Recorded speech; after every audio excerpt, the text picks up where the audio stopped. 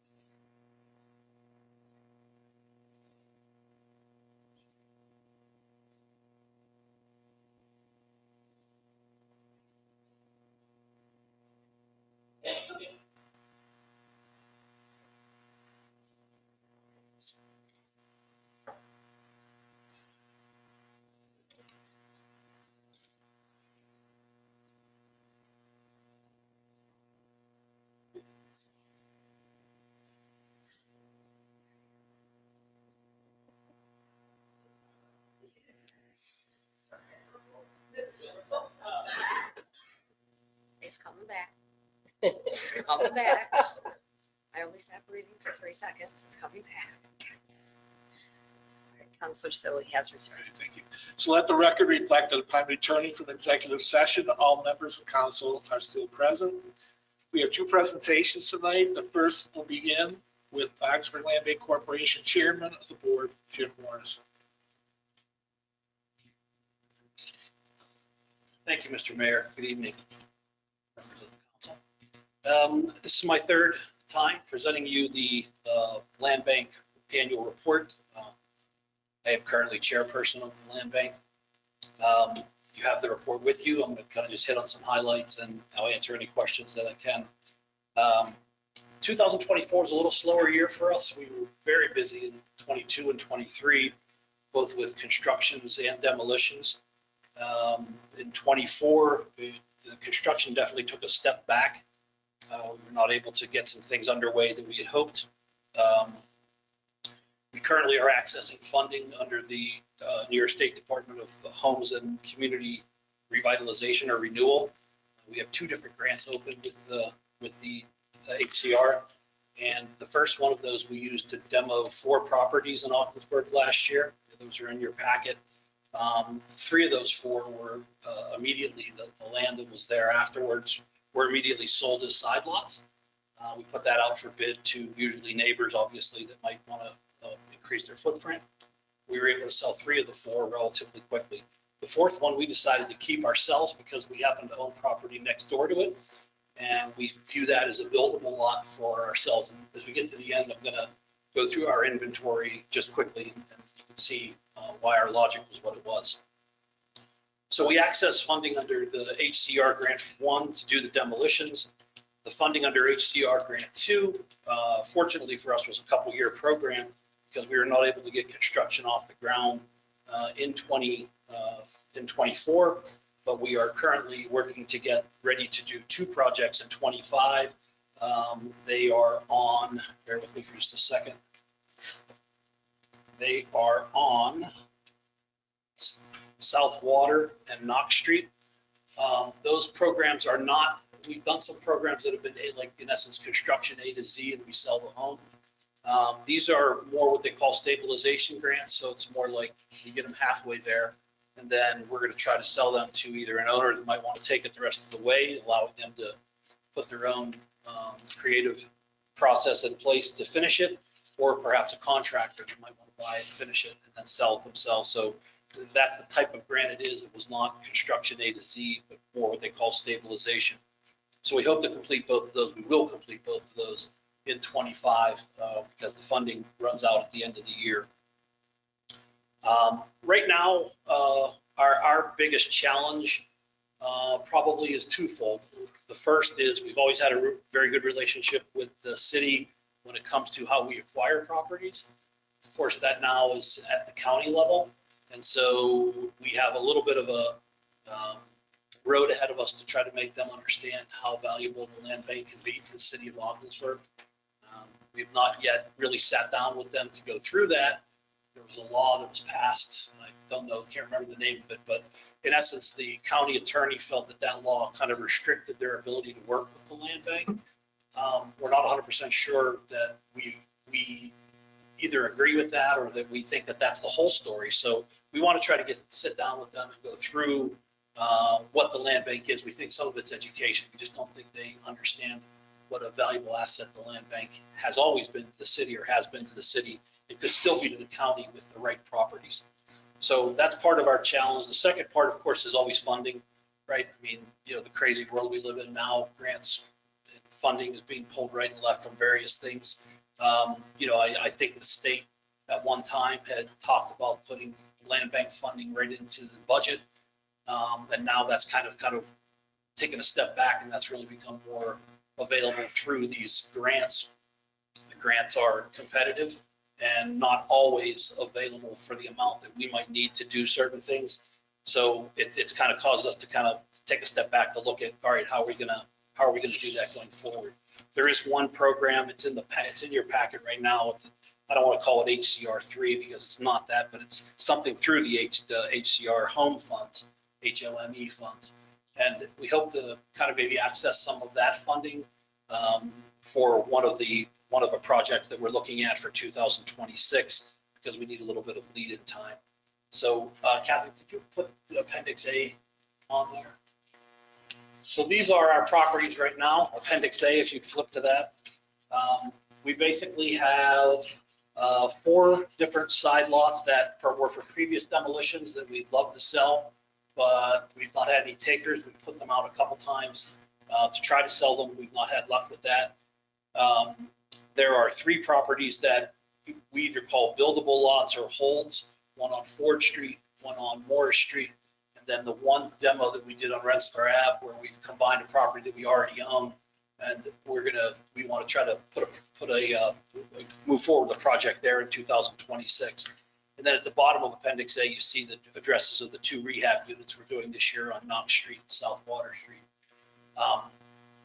We feel good about the footprint of the land in Rensselaer Ave would work really well with the Bosse's. We've worked with Bosse's for some of the homes that their construction services do. We put one of those on Ogden. We put one of those on Barry. Both very nice properties. They were purchased relatively quickly, and by all accounts, the people that have bought those are very happy. So we're looking to try to maybe do that same thing on Rensselaer Avenue in 2026. Of course, we have to bid on and win the home first through the Bosse's process, and then we would move forward with that. So again, I think the key for us was a little bit of shifting. Things are shifting a little bit in how we not only can acquire properties, but the funding levels, which are obviously two of the main things that we worry about or concerned about. We still were able to access the grants that we have now to get some demo work done in 24. We don't have any demos planned for 25. Our focus in 25 is going to be those two stabilization projects and probably trying to, kind of work on our relationship with the county when it comes to acquiring future properties. So I think in a nutshell, that's kind of a view of what we did in 24. I'd be happy to try to answer any questions if you had any. Thank you, Jim. Any questions or comments from council? It just, we can see the impact of having the land bank here in Ogdensburg. And I think that any assistance we could be to help work with the county to make them understand how valuable the land bank is on first person basis and seeing it firsthand, we would be agreeable to that. Well, much appreciated. We might take you up on that, depending on how the first meeting goes or something like that. Very good. Okay. I just a couple. Yep. Thank you. Absolutely. And I know it's early in the game, but any information yet as to the continuance of federal home funds under the current administration? No, I think, Mike, what we've kind of been able to find and read and learn ourselves is just that it's rather tenuous right now. I don't think 25 is going to be a year with much released other than that home, again, HOME project. I'm not sure if that's an acronym for something or not. But other than that, I'm not aware that there's any other imminent funding coming, but certainly that's where we've benefited back in 22 and 23 and rolling into 24 with the two HCR grants that we have, were to be able to access that type of funding. So the hope is there, but we don't have anything definitive. Thank you. And then just a mention of the continued importance of the partnership between the land bank, the city, and BOCES. BOCES is a very valuable partner in this relationship. So just wanted to commend it. That's continuing. Yeah, thank you. We've had a great relationship with them as well as the city. So we're hoping to be back in business with them, so to speak, in 26 maybe. Great. All right, anybody else?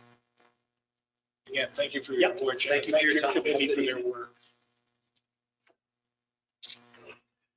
Next, we have a presentation from City Manager Fonda Cronis regarding the Shade Roller property update. Thank you, Mr. Mayor. I wanted to just do a quick update on the Shade Roller property because later in the agenda, I'm asking council to consider an amendment to a contract regarding this property. So Kathy, would you do the first page, which is a map?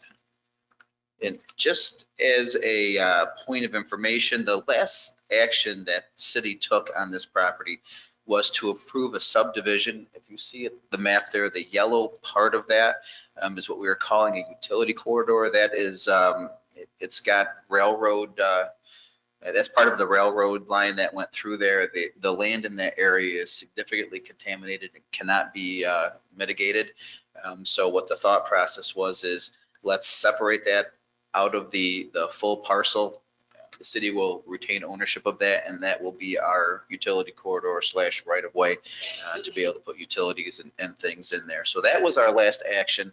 The thought process was we've got some paperwork to do and a final report, and we should be able to get our certificate of completion by the end of 2025. I'll ask Kathy to go to the next slide. We recently had a meeting between the engineers, myself, representing the city, and with DEC, who has given us a significant list, as you can see here on the screen and on the paper, of additional reports that they are now requiring. And what that's really going to do to get our certificate of completion, that's really pushing this out to probably end of Q3, beginning of Q4 of 2026. So at least another 8 to 10 months longer than we originally thought. That, when you pair it with the Diamond property, is a nice developable, hopefully developable, large parcel. And this just kind of slows down that opportunity to be able to market both properties together. What you'll find when the resolution for consideration comes up is not only does this extend our time frame, also extends the additional funds needed to be able to to complete all of these reports. There's roughly $10,000 left in the grant to be able to do reports. And best estimates now are costs are probably going to be in the $40,000 to $45,000 range, which is an additional, say, $30,000 to $35,000 in what I'll call local dollars to be able to complete closeout. At this point, I don't see any way to avoid those costs, but I want to make sure that council and the public understood why those additional funds are going to have to be expended, or at least to give you the full picture before you consider the resolution that comes up later on in this meeting. Thank you, Bob. Any questions or comments? You know, I looked at this a few times and it's just report after report after report. And many of these things DEC is just throwing upon us. And it seems like, I'm wondering if some of these can be done at the same time, just overlap. Because it's just gonna drag it out. I've been on council here for 15 years and we started this cleanup process. We got it clean and now we want to drive it home and try and get some development and then it's just another hurdle. It's another roadblock and it's very disappointing. And we're just trying to help ourselves as a city. And it just seems like there's certain forces working against us. It's very unfortunate. I don't know if any of these can be put on the fast track or not, but the sooner this can get taken care of, the better. That's all I got to say. Sure. The engineer on this report is on this project, I should say, is moving quickly. As a matter of fact, the first item there, the RIR, has been submitted to DEC. And if you look at the fourth line down, the metals and the PCB construction completion reports, they've all been recently submitted to DEC. So the question mark is not necessarily what we can do, but it's that turnaround time, comments from DEC, and making sure that that's where the length of time is. So in this calendar, we had to build in what we think is a reasonable amount of time for response from the regulatory agency. So the faster they answer and give comments back, maybe we can shrink this calendar, this time frame. But I can assure you that the engineer is working on these reports as they can. But some of them do build off of comments that DEC is going to provide, so they can only do so much. I think that is where any holdups are going to be, not necessarily on producing the reports, but getting the comments back and then making edits to those reports as necessary. Sounds like our engineers on the same page as me. Let's try overlapping. Anything we can overlap, let's do it. I think they recognize how long this has taken and are trying to shrink the time frame as much as possible. So just to clarify for me, I guess, so the city will be looking to pair the Shade Roller parcel with the Diamond parcel for marketing purposes to developers. It's certainly a possibility. When you're looking at development, you want to offer the biggest canvas you can, and depending on who bites on those RFPs, maybe they only want a portion. But if there's somebody out there who's looking for a parcel like that, that's probably, you want to market to the biggest land parcel that you can, and then pare it down if necessary. I think there's value in doing that. But it all depends on who's got money and who's willing to invest what in that area. So, at this point in time, my hope was to market those parcels together.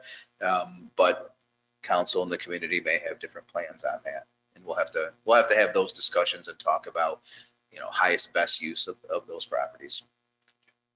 John, I have one question. Rhonda, so again, we're all disappointed to have more hurdles to see, lengthy, more reporting, more expenses for the city, less time to get this out and marketed. But will these reports and will this information help make that parcel more attractive to developers because these steps have been gone through already, or does it make a difference? What it should do is answer any questions, right? So that was land that was previously contaminated. These reports will help developers and engineers and experts in the field say, okay, this is what was there, this is what's been done, and this is what needs to happen in the future, depending on what the end result of development would be. So there is value in having that happen. We just wish it happened sooner and with less of a price tag on it. I think it's safe to say. I'm cheap, so I don't want to pay anything I don't have to. Same sentiment with that. Sounds all right. Thank you for that report. Next, we have one proclamation tonight for Fair Housing Month. Whereas April 11th, 2025 marks the 57th anniversary of the Federal Housing Act of 1968, which prohibits discrimination in housing because of race, color, sex, religion, national origin, handicap, and familial status. And whereas New York State additionally prohibits discrimination because of creed, age, sexual orientation, marital status, or military status.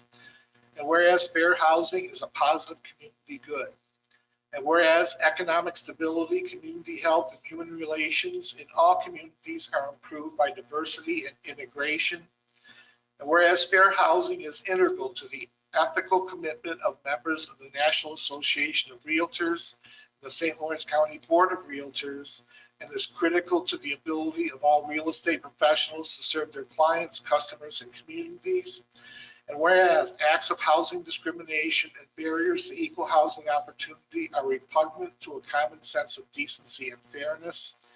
Therefore, I, Michael Tooley, Mayor of the City of Ogdensburg, do hereby proclaim the month of April 2025 as Fair Housing Month. And now, therefore, I, Michael Tooley, do hereby support citywide fair housing activity.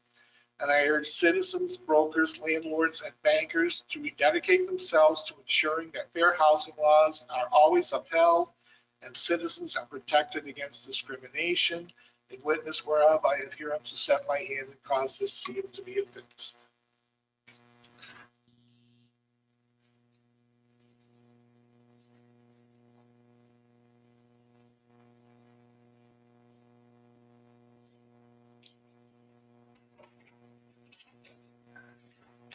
Your Honor, if I may give a bit of information concerning fair housing and the National Association of Realtors to go along with your proclamation. Please.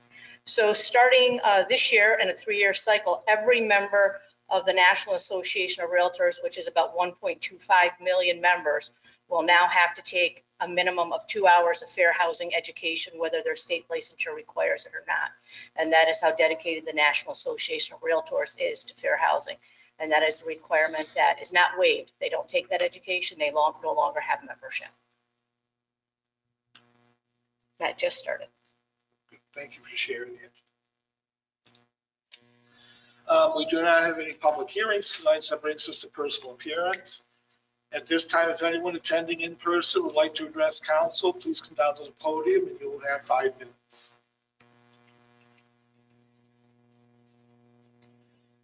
Now, if anyone attending remotely would like to address council, please use the raise hand feature. The city clerk will recognize and unmute one person at a time, and you will have 5 minutes. I do not see any hands raised, Mayor. So that brings us to correspondence. Do we have any correspondence this evening? We do not. Brings us to our consent agenda. That the claims as enumerated in general fund warrant number 6-2025, in the amount of $667,432.29, and library warrant number 6-2025 in the amount of $0, and capital fund warrant number 6-2025 in the amount of $74,671, and community development fund warrant number 6-2025 in the amount of $75.98, and community renewal fund warrant number 6-2025 in the amount of $0 as audited be and the same hereby are ordered paid. I so move. Second. Kathy, please call the roll. Mayor Tulley, Yes. Counselor Selly, yes, Counselor Scamperly, Yes. Counselor Stevenson, Yes. Counselor Trim. Yes. Approved. We have 3 appointments tonight.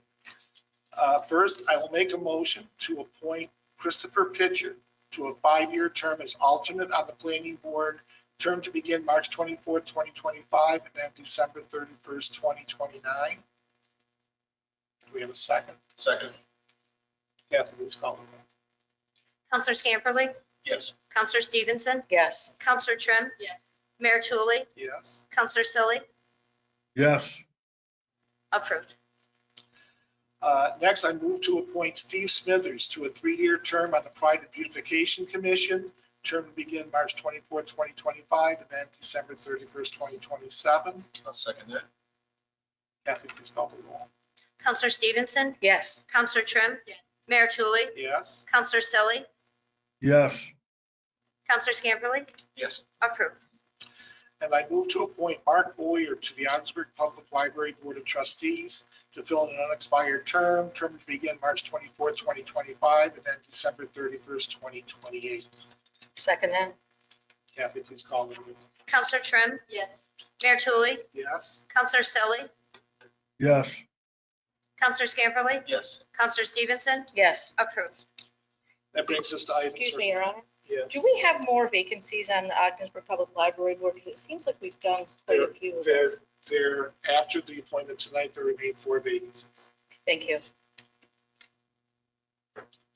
That brings us to items for council action. And our first item of business will be read by City Manager Fonda Cronis. Thank you, Mr. Mayor. A resolution authorizing the city manager to execute amendment number 3 to the agreement dated April 27, 2021 between the city of Ogdensburg and Barton and LaJudas DPC for professional services for remediation of the former Standard Shade Roller site. Move that. Second that? Any discussion? This is in follow-up to the presentation made earlier this evening by Mr. Cronis. Kathy, please call the roll. Mayor Tulley, Yes. Counselor Selly, yes, Counselor Scamperly, Yes. Counselor Stevenson, Yes. Counselor Trim, approved. Our next item of business will be read by City Manager Fonda Cronis. A resolution calling for a public hearing and public notice on a proposed ordinance to amend Chapter 221 entitled Zoning, Section 221-8 entitled Zoning Map. This is for parcel number 48.078-9-13 to be rezoned from business district to residential business mixed use in reference to 100 Ford Street. I'll second that. Any discussion? Again, this is to set the public hearing in 2 weeks. Could we just have some background on it, Laura? Not 2 weeks, but April. Sure. So 100 Ford Street is the United Helpers Building on Ford Street. They approached the city looking to change their the zoning for that property from business to residential business mixed use. That went to both planning boards, the city planning board and the county planning board. Recommendation came back from both boards in the affirmative. And this more closely resembles some of the other properties in that general area. Any other questions? Kathy, please call the roll. Counselor Selly, yes, Counselor Scamperly, Yes. Counselor Stevenson, Yes. Counselor Trim, Mayor Tulley, Yes. approved. Our next item of business will be read by City Manager Fonda Cronis. A resolution authorizing submission of a 2025 wastewater infrastructure engineering planning grant. I'll make- And second, Second, I'm sorry. sorry. And just a quick update. Sure. This is more commonly known as an INI project, inflow and infiltration. We're currently doing that on the west side of the Oswegatchie. The grant amounts for the city in this situation are only $50,000 a piece with a $10,000 match. So $60,000 projects in total. The city is too big for us to be able to do one INI project. So what we've decided to do is to divide the city into 3. We obviously currently have one INI project that's west, and then we'll divide the city on the east side of the Oswegatchie into 2. And so this area we've identified is from the Oswegatchie over towards around the Patterson Street area. Did I get that right, Shane? All right. And so we're going to apply for those dollars for this section and then hopefully get it and then move forward. The INI project, just as a point of information, helps us track where our sewer lines and stormwater and wastewater are combined and gives us kind of the report to be able to say, okay, if we're going to separate, here's the data that we have to be able to do so. So in our share, it's the greater of the 10% or the 10,000? Get that real quick. I think there might be a typo. Our share is going to be $10,000, and I think that should be 20% instead of 10%. That is, Thank you. that's on me. I just wasn't sure. Any other questions? Kathy, please call the roll. Counselor Scamperly, Yes. Counselor Stevenson, Yes. Counselor Trim. Yes. Mayor Tulley, Yes. Counselor Selly, yes, approved. Our next item of business will be read by City Manager Fonda Cronis. A resolution authorizing the city manager to enter into an agreement with Barton and LaJudas, DPC, for engineering services associated with the East David Street infrastructure project. I'll make that motion. Second. Just a quick update. Sure. So the council had in previous meetings agreed to move forward on the East David Street reclamation rehabilitation project with both water and sewer lines being rehabbed. We've done a preliminary engineering. Now it's time to do the real engineering. And so this is the contract that will allow that to happen. Questions? Kathy, please call the roll. Counselor Stevenson, Yes. Counselor Trim. Yes. Mayor Tulley, Yes. Counselor Selly, yes, Counselor Scamperly, Yes. approved. And our next item of business will be read by City Manager Fonda Cronis.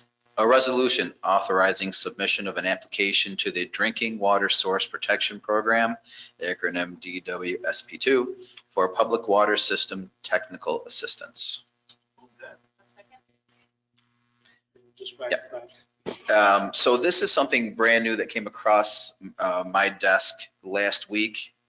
It is receiving technical assistance for drinking water source protection, as obviously the name says. The nice thing about this project is, number one, there's no local share. And number two, it will position us better for grants.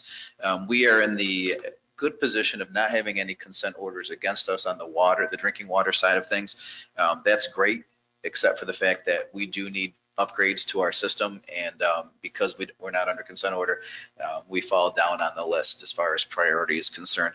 This will give us shelf-ready plans and engineering and make us more competitive on the grant side of things. Questions? Kathy, please call the roll.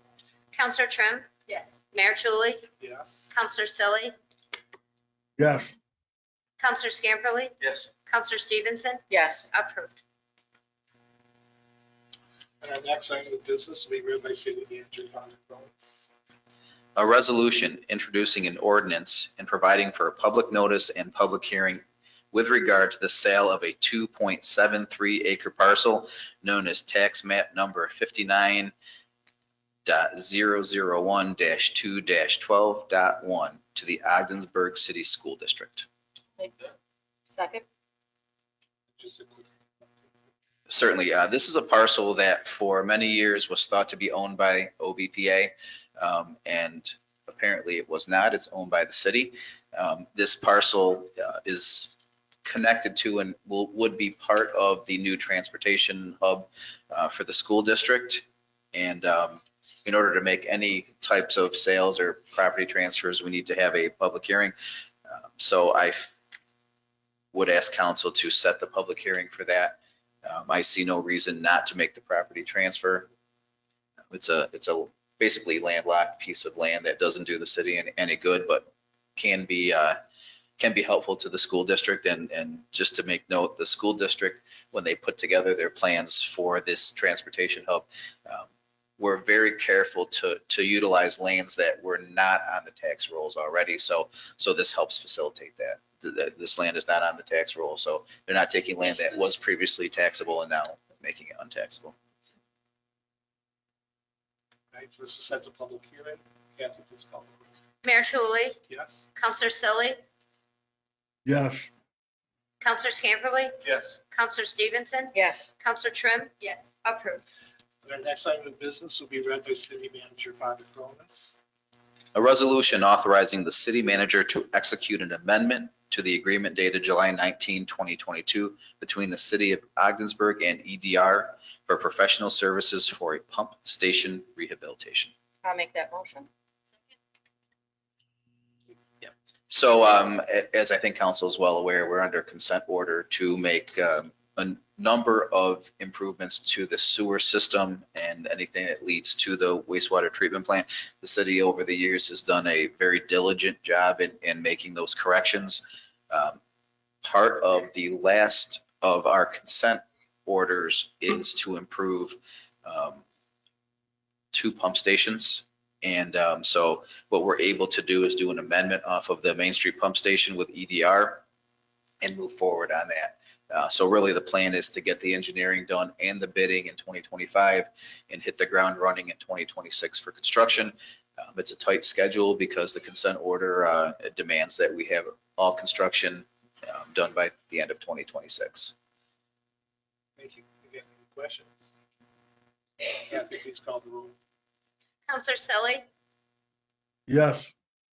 Counselor Scamperly, Yes. Counselor Stevenson, Yes. Counselor Trim. Yes. Mayor Tully, Yes. approved.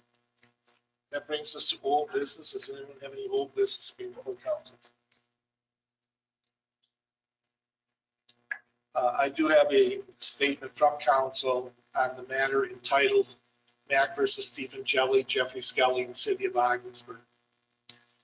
At its meeting of February 24th, 2025, upon being informed that the court had negotiated the settlement in principle between the plaintiffs and the defendants in the matter entitled Mack versus Stephen Jelly, Jeffrey Skelly, and the City of Ogdensburg, and included in this proposed agreement is payment of $30,000 to the plaintiffs in full and final settlement of all claims. City Council unanimously adopted a resolution to authorize and direct City Manager Fonda Cronus to execute the proposed agreement and execute such other documents as may be necessary and appropriate to effectuate the settlement with the plaintiffs as negotiated by the court and the attorneys for the parties. The resolution passed by council on February 24th remains in full force and effect.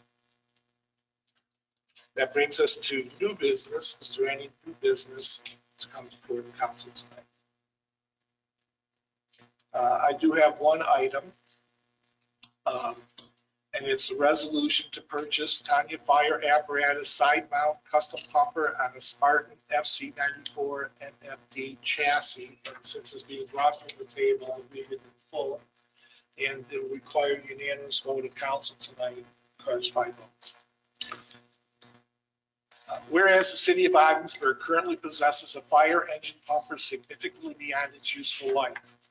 And whereas the fire chief has determined that it is immediately necessary and in the best interest of the citizens of the City of Ogdensburg to replace the current engine pumper with a new model Tanya Fire Apparatus Side Mount Custom Pumper on the Spartan FC94 MFD chassis. And whereas Shakerly Fire Truck Sales submitted a purchase agreement for said equipment at a cost not to exceed $770,000. And whereas this pricing includes delivery, training, lettering, and other upgrades negotiated between the fire chief and Shakerly Fire Truck Sales. And whereas this item is considered a demonstration model, even though it has not been built yet and represents a significant discount from a regular model of the same type. And whereas the city manager and fire chief recommend the purchase of this item now as a way to ultimately save taxpayer dollars and take delivery in a more reasonable time frame because the item is already in production.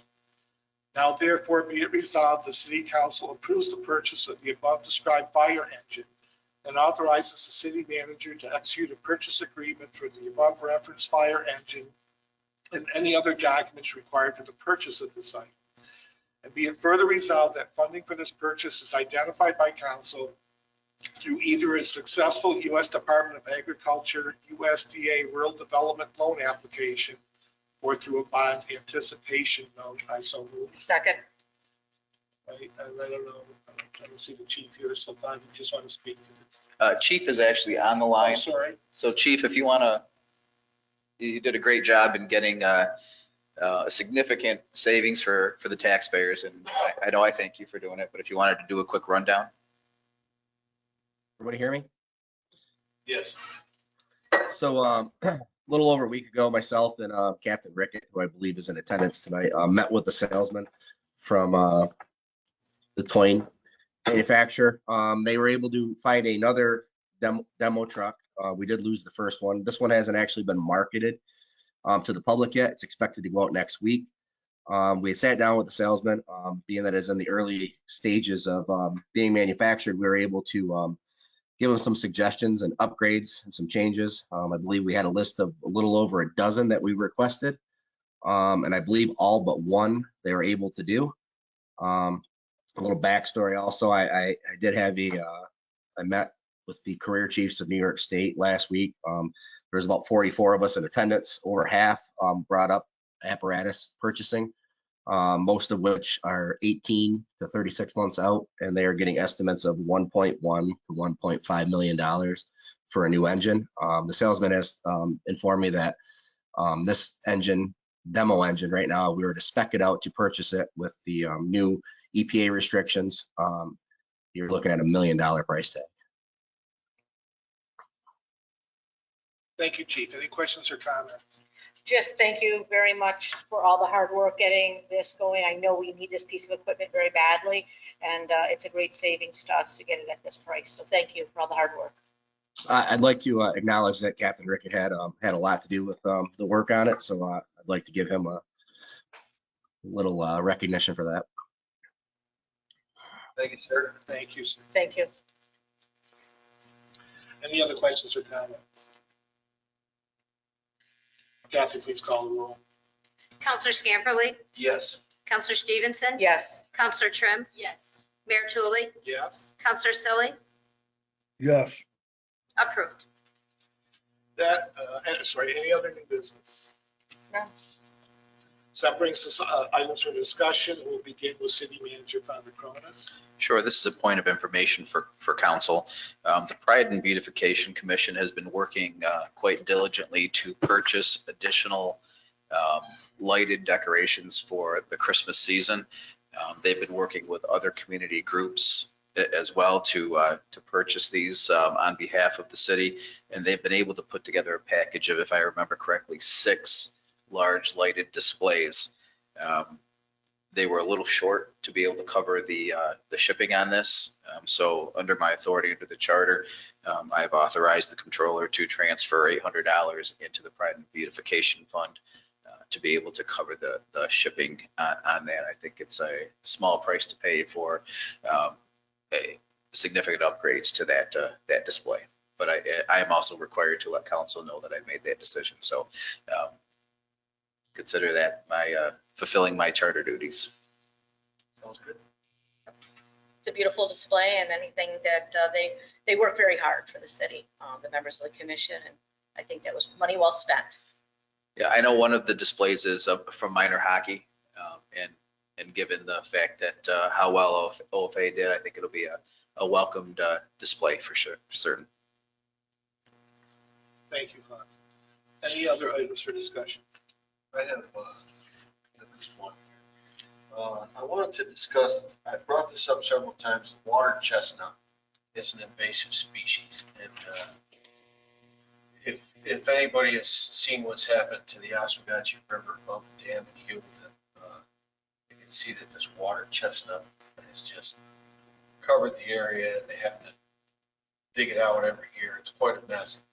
And I believe it's gotten past the dam in Hewlton, and they're finding other spots for cleanup. I know the Black Lake organization has contributed quite a bit. But some months ago, the mayor and I were contacted by Mr. Brad Baldwin, biology professor at St. Lawrence University. He has a small group of young folks, and they went up and down the St. Lawrence River, our shoreline, and they asked for support, and Mayor Tulley advocated, and on behalf of Mr. Baldwin and his group, and they recently got a grant from the New York Power Authority. It's the St. Lawrence River Research and Education Fund. And so shout out to you, Mayor Tully, for advocating for this group. This water chestnut basically can destroy spawning grounds for all of our fisheries, bass, walleye, muskellunge, even perch and other species that contributes to our fishing industry and the economy of the region, really. See the people that come here to fish and camp, things like that. This group will be on the river, in particular near Ogdensburg. It'll be at Tibbetts Creek. Sometimes people would call this Nibbles Creek, locals, and they will be, this group will be in kayaks, and they dig up this invasive species, trying to be proactive, really, and stop it from spreading. And we certainly don't want the situation that they have here. Unfortunately, that's upriver, a tributary. And so they're also looking for volunteers, anybody that would like to help. They've already taught at least 3 members of the St. Lawrence Valley Sportsman's Club how to remove the item and do it to try and keep it from spreading, because if you don't remove it correctly, it can spread. But I do have information, and I suppose if you went to the St. Lawrence University website, you can look up Mr. Brad Baldwin. He may have a link on there. And I also have other links.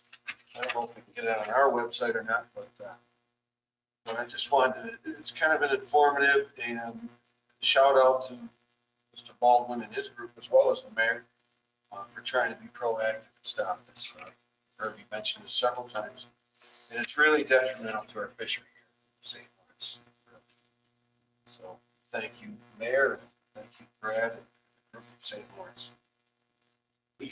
If I may, as a Hewelton resident, live right below the dam, seeing this firsthand. All of us that live along the river were just served paperwork. They are chemically spraying the water chestnuts this coming year.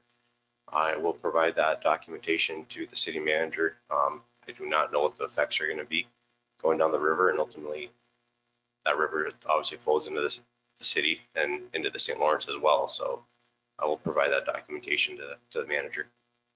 Wonderful. I wonder if that's federal. The permitting's through the state DEC. Curious as to whether or not they've come up with something that they could spray. We'll see what happens, because it's definitely taken hold past the dam. I'm sure Have you seen it above the dam? Oh yeah, you can't get through there. Right. So we're really worried about what's going to happen in St. Lawrence unless something's done now. So Yeah, it has to be stopped where it's at. thank you, Chief. Absolutely. Thank you, Chief, for sharing that. Just to follow up, thank you, Councilor Scampley, for your kind words. I was very happy to write a letter of support for Professor Baldwin's grant application. Certainly pleased today when he sent us an email indicating that he got the funding to proceed with the project around Tibbetts Creek. So again, we're looking for volunteers. So if you think you might be interested, in contact Councilor Scampley or me. We can forward the name to Professor Baldwin, and hopefully be a successful project this season. Yes, absolutely. Do you have anything else? I've got one more. Since this Department of Corrections crisis, I'm going to call it, or whatever's happened, I've learned some things that happen locally here in our prison. I wanted to give another shout out to the CERT team. I didn't understand really what they had gone through recently, and I heard from several members, including the leader. And not only did they quash the riot, this team stayed inside that prison for the entire 2 weeks, trying to keep the situation under control. Mostly, they told me about a meeting that they had together as a group, and they made that decision based on this community and wanting to save that prison for this community. It was very heartfelt. And I just wanted to give that team, that 25 or 30 guys, a shout out. They deserve it. Thank you. Thank you for sharing that, Councilor Scampley. Yes, very appreciative. So to those efforts in a very challenging time. Any other items for discussion? All right, I do have two or three brief ones. First, the City of Augsburg's Board of Ethics holds its organizational meeting tomorrow night at 6 p.m. here in City Hall. The special city council meeting to appoint a candidate to fill the vacant council seat is now scheduled for Thursday, April 3rd at 6 p.m.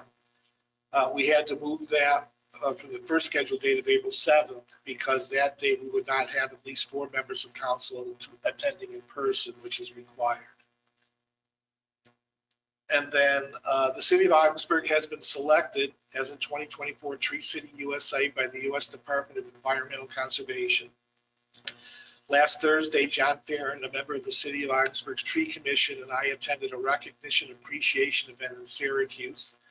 It was noted during this event that this is the 32nd year the City of Augsburg has been recognized as a Tree City USA. So certainly very appreciative of staff efforts over that long period of time to receive this certification. And just that planning is underway for the annual Arbor Day tree planting ceremonies, which will be held in the city. And anybody else? All right, that brings us to citizen participation. At this time, if anyone attending in person would like to address council, please come down to the podium and we will have 2 minutes. If anyone attending remotely would like to address council, please use the raise hand feature. The city clerk will recognize and unmute one person at a time, and you will have 2 minutes. I do not see any hands raised, ma'am. So we do not have need for another executive session tonight, so I make a motion to adjourn. Second? All in favor? Aye. Meeting adjourned.